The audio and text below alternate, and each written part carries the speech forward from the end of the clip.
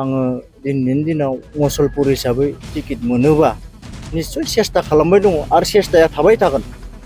जोबनायाव आङो बेखौनो खावलायनो सानगोन जिमान मुसलपुराव जोंहा भटार्स दङ बिथांमोना आंजोंनो थागोन आरो आंखौनो सापर्ट खालामगोन होनना गोबां खोथा होनाय दं। निश्चय आङो दा खामानि मावगासिनो समाज सिबियारि हिसाबै आङो खामानि मावबाय दङ आरो मैयासिम आंहा बिजेपिनि जेबो बिबान गैयामोन। दिनैनि दिनाव आङो एक्जिकिउटिभ मेम्बार हिसाबै आं मैयासिम घोषणा होदों। दिनै बड'लेण्ड बुब्लि नायगिरि बिथांमोनखौ आं गिबियावनो आंनि अननाय आरो सिबिनाय जासिहरबाय। दिनै आं मेदाघाट बे इ रिक्सा कन्टाखौ लोगो हमलायनानै जोबोद गोजोननाय मोनदों। बिथांमोननियावथ' गोबां जेंना जेंसि दं। आंनो जिथु फोरमायदों बिथांमोना गोबां बया हालोदाव दङ। बिथांमोना आंनि सिगाङाव बुंनाय मथेथ' बिथांमोना सोरबा फाइनेन्स होनो हायाखै आरो जिथु जोंहा मानसिनि थांलाय फैलायाबो भाराया खम जालांदों। मानि थाखाय खम जालांदों आं दिनैनि दिनाव बुंनो हायाखै।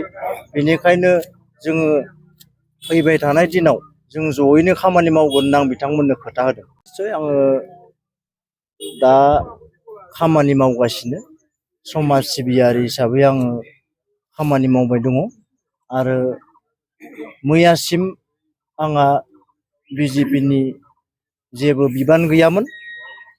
दिनैनि दिनाव आङो एक्जिकिउटिभ मेम्बार हिसाबै आं मैयासिम घोषणा होदों। नोंथाङा फैबाय थानाय समाव बिजेपिनि जानानै गेलेनायनि सिमां दं? निश्चय आङो बिजेपिनि जानानै केम्पेइन खालामबाय दङ आरो जोङो बे फैबाय थानाय इलेक्सनाव जरदार जोङो मेनि मथा मथि 12-13 तारिखनि उननिफ्राय जों जरदार खामानियाव नांगोन। बिजेपि हिसाबै मुसलपुर बियाबाव माबायदि गोहोम दं रायजो राजा? मुसलपुर हिसाबाव नोङो साननानै नायोबा बिजेपि हिसाबैथ' नोङो 100% नोङो दिनैनि दिनाव नुहुरो। मानो होनबा जोंनि जिमान जनगोष्ठी दङ बिथांमोना बिजेपिखौनो सापर्ट खालामखागोन। गुबुन गुबुन दोलो इउपिपिएल बिपिएफ दा गोदानै दानाय जि राजखान्थि हान्जा दं दा बिनि गेजेरावबो दिनैनि दिनाव बिजेपि हिसाबै मुसलपुर बा बिटिआर ओनसोलाव गेलेनो होननानै सिगांनायखौ जोङो खौरां बिजों बा बायदि बायदि बिजोंफोराव फोसावनायखौ नुनो मोनो। दा बे हिसाबै बिजेपि दोलोआ एन्टायार बिटिसिआव माबायदिहाय मोनसे दोहौ लाबोनानै फैबाय थानाय समाव सरकार दागोन दाया मा फोरमायनो? निश्चय बयहाबो डेम'क्रेसियाव मोन्थाय दङ।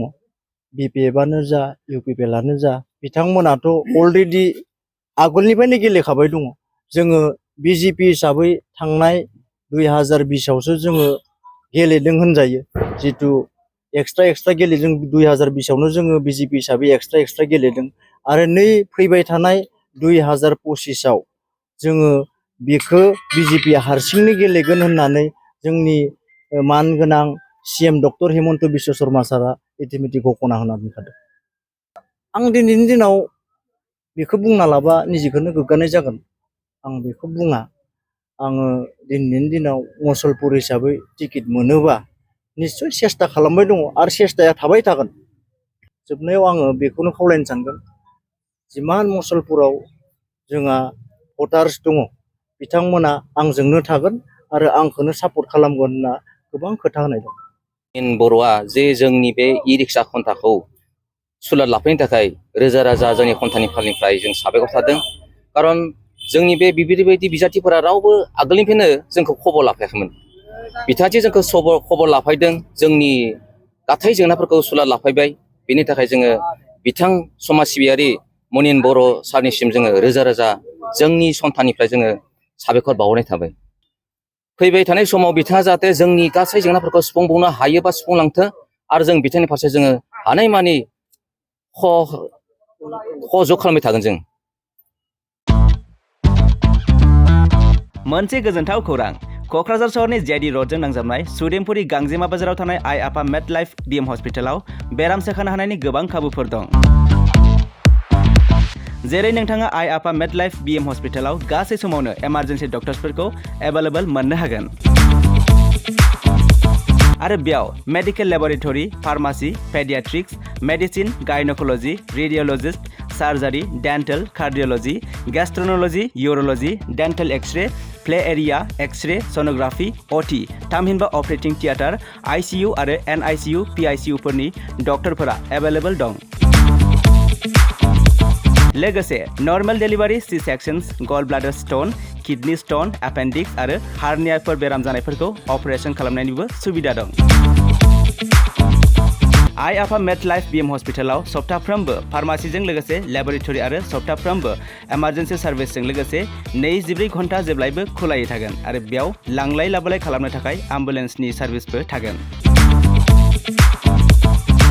बेनिखायनो ओनसोलनि सुबुंफोरा बेराम आजारफोरजों भुगिनानै दंब्ला क'क्राझार सहरनि आइ आफा मेड लाइफ बीएम हस्पिटालाव फाहामथाय लाफैनो हागोन। लोगोसे नोंथाङा 9101655430 एबा 8822688026 बे जानबुं नम्बरनि गेजेरजों थोंजों कल खालामना आबुङै खौरां लाहरनो हागोन।